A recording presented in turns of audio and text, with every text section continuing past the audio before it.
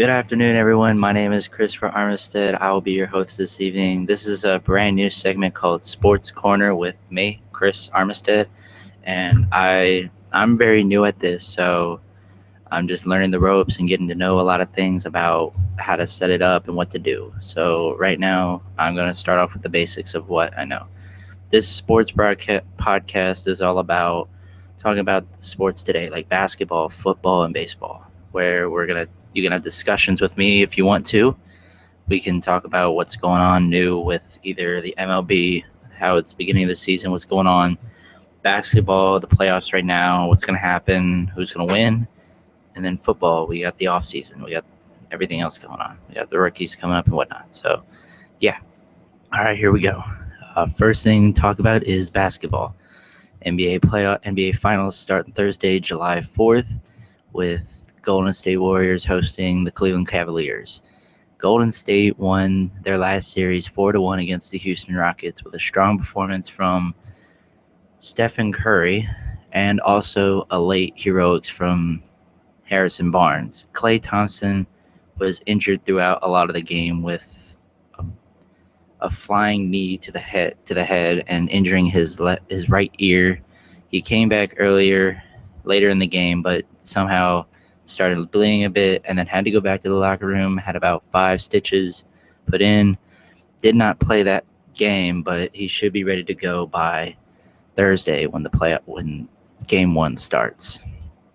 Now the big talk is another big talk right now is Kevin Love. Kevin Love is still in rehab for undergoing a season-ending shoulder injury due to Kyle Linick.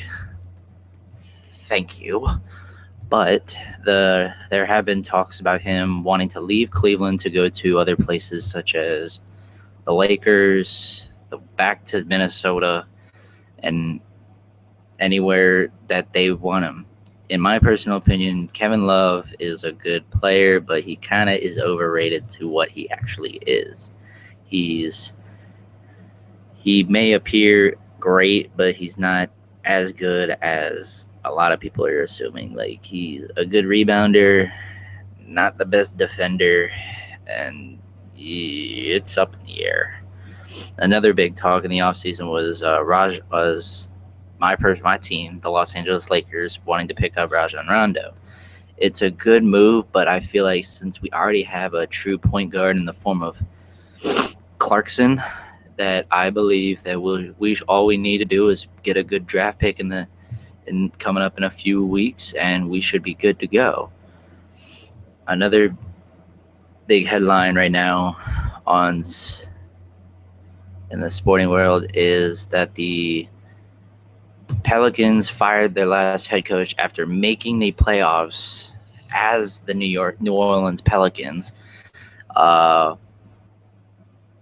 They recently acquired Alvin Gentry, who was the associate head coach for the Golden State Warriors, who, in my personal opinion, I don't know why you would leave a team who's in the finals. He's in the finals, and you leave him. Wow. Oh, Lord have mercy. Oh, it's a waste of time, I'll tell you that right now. But I think it's how I guess he wanted to be. He wanted to be a head coach, so I guess the Pelicans gave him a shot. His name, associate head coach Alvin Gentry. He also had picks with Miami, Detroit, and the Phoenix Suns. Gentry said in a statement, quote, "I'm truly honored for the opportunity to lead the Pelicans as their head coach, and I'm anxious to get started," end quote. Gentry will finish the postseason with the Warriors before taking over as coach of young Stars center Anthony Davis, who made first-team All-NBA this past offseason. Golden State hosts the Cleveland Cavaliers in Game 1 of the NBA Finals on Thursday. General Manager Dell Demps of the New Orleans Pelicans stated earlier, quote, "We are excited to announce that Alvin Gentry is the new head coach of the New Orleans Pelicans. We warmly welcome Alvin and his family to the Pelicans organization. After assessing our team along with the core values of the Pelicans, we created a list of characteristics and qualities we wanted in our head coach. We conducted an extensive coaching search that identified Alvin Gentry as the right person to lead our team, end quote. So, in all terms and reality aside, they felt like it was the best call for them, and it's up to them. It's getting there. Now, I know the playoffs are big right now, but the other big thing was this past few weeks ago, the draft lottery. Now, the Minnesota Timberwolves had the first overall pick going into the draft, and the Los Angeles Lakers come out with number 2. That's going to be the big thing. Who is going to go to who?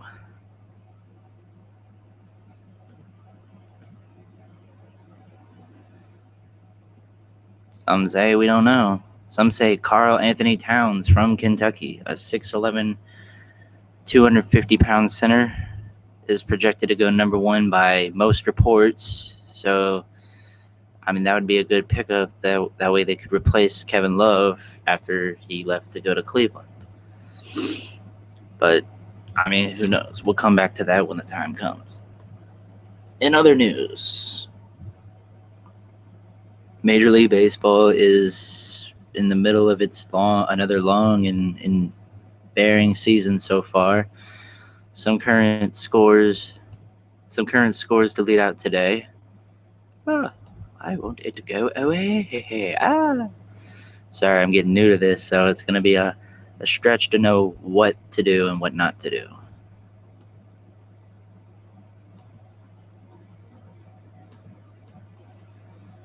I don't even know. Okay, I'll come back to that later. But currently looking at the MLB score right now, in the top of the 8th, the Tampa Bay Rays are leading the Baltimore Orioles 8-4, and going to Philadelphia, the city of brotherly love. In the top of the 9th, the Rockies are leading the Phillies 4-1. In Milwaukee, in the bottom of the 6th, you got the Arizona Diamondbacks beating the Brewers 5-4. In Minnesota, you got the Blue Jays leading the Twins. You got the Blue Jays tied with the Twins 4-all in the bottom of the 6th. In the good old state of Texas, you got the Houston Astros. You got the Chicago White Sox, who are the visitors today, leading the Astros 6-0 from beautiful pitching by Jay Danks. That's a weird last name, Danks. But yeah, that's me. In St.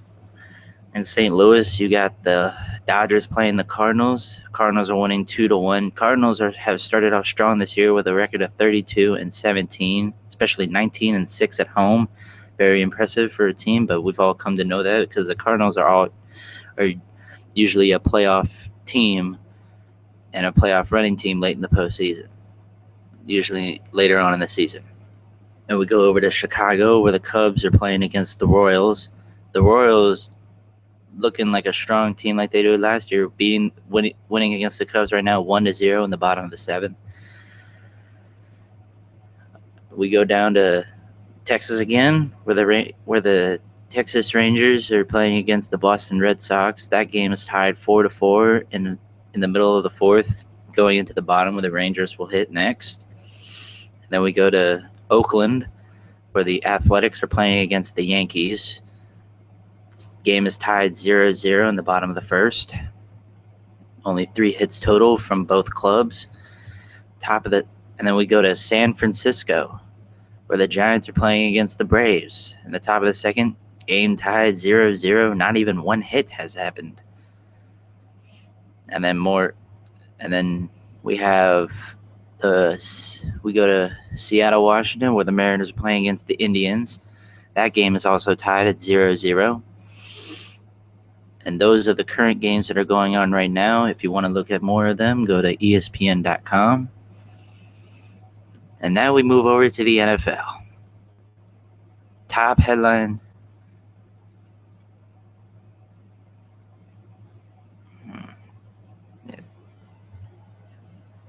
the big talks right now was after the NFL draft, where Jameis Winston was actually, I take that back. Where if you want to, where we can go through the top picks. We'll start with round one, and we'll start another round one other day. But for right now, we are going to do that.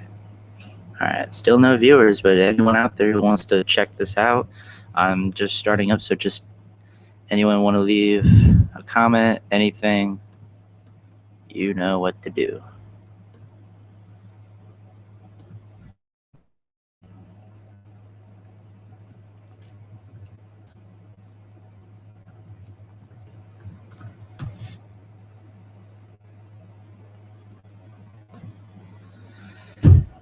And we go back to the list of the first round of the NFL draft back a few weeks ago. We look at Jameis Winston out of Florida, the quarterback out of Florida State, getting picked by the Tampa Bay Rays, so he's still staying in Florida. What he brings to the team is he is, quote, one of the best prospects the Buccaneers have evaluated the last 10 years, including making pro style reads, going through progressions of throwing with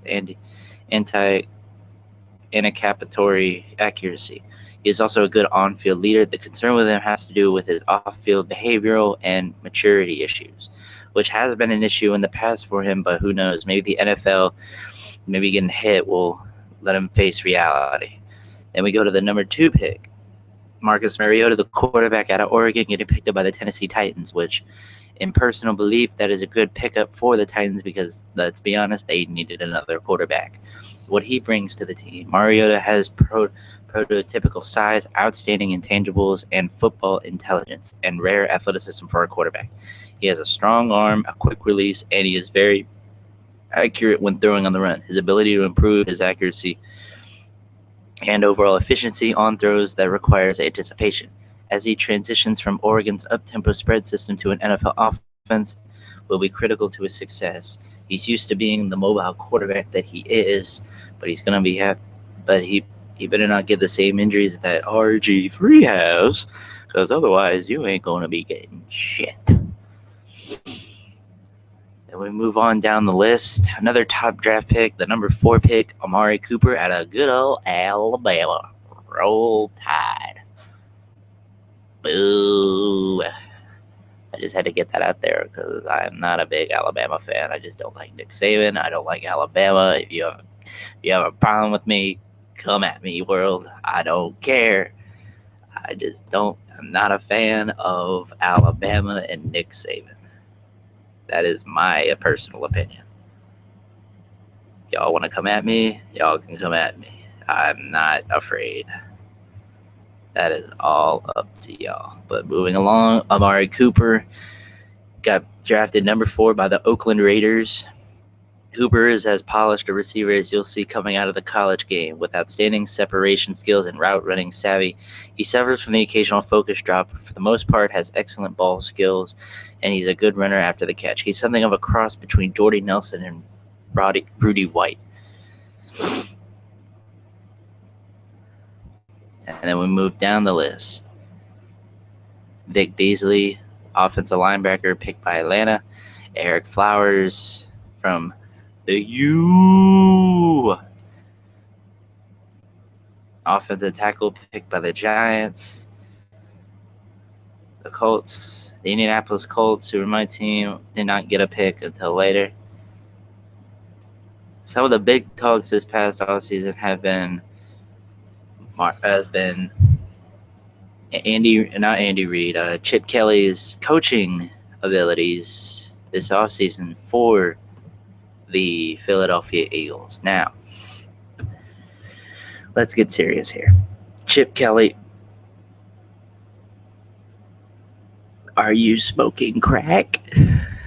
Because you picked up a decent running back, but you have one of the best running backs in the game, and you give him up. Oh my God. You about ever been smoking something, because that is the most stupidest thing I've ever heard in my life. It's so stupid. Like, how could you give him up? And you don't even have a quarterback. You want to put faith in Tim Tebow. Tim Tebow hasn't played well since his first year. His first year. And that was with Denver when he led them to the playoffs. So, yeah, you have two decent quarterbacks. Sam Bradford is a good quarterback, but he's not strong enough to be a part of the Eagles, because that offensive line doesn't look like it's going to help. And Tim Tebow, he's probably going to start running the ball more than he's going to be throwing. So you better watch out for that. Anyways, Chip Kelly, you better have a plan. Otherwise, you're going to get fired. You're going to get fired by the Eagles, and they'll do it swift. And moving on to, and this is just a startup thing. So if anyone wants to start joining,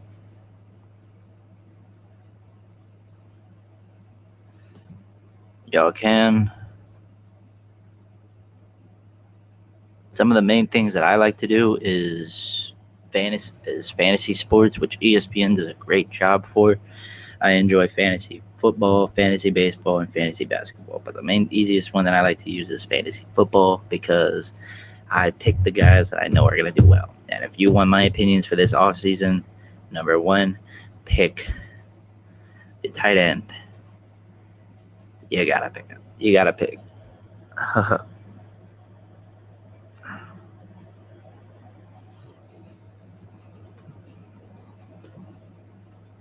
You got to pick J.J. Watt. You got to pick him. He's an unbelievable player. He'll get you a lot of points at flex, believe me. And at quarterback, you should probably pick. I'm probably going to pick my team's quarterback. I'm going to pick Andrew Luck. Andrew Luck has always had a good season. But if you want a secondary quarterback, if you wanted to pick a rookie quarterback, I'd probably pick Marcus Mariota. Marcus Mariota is probably going to be better his first year than Jameis Winston will have, because the Buccaneers, let's just face it, they don't have a lot of options. They don't have a lot of, what's the word? It's a good offensive line that could help. That could help Mariota find a lot quicker passes to get the ball out rather than being sacked. That's my personal opinion. Tennessee has a good setup for them, even though they're in the same division. And I shouldn't be agreeing with them. I agree that Marcus Mariota, though, will have a better season going into the game.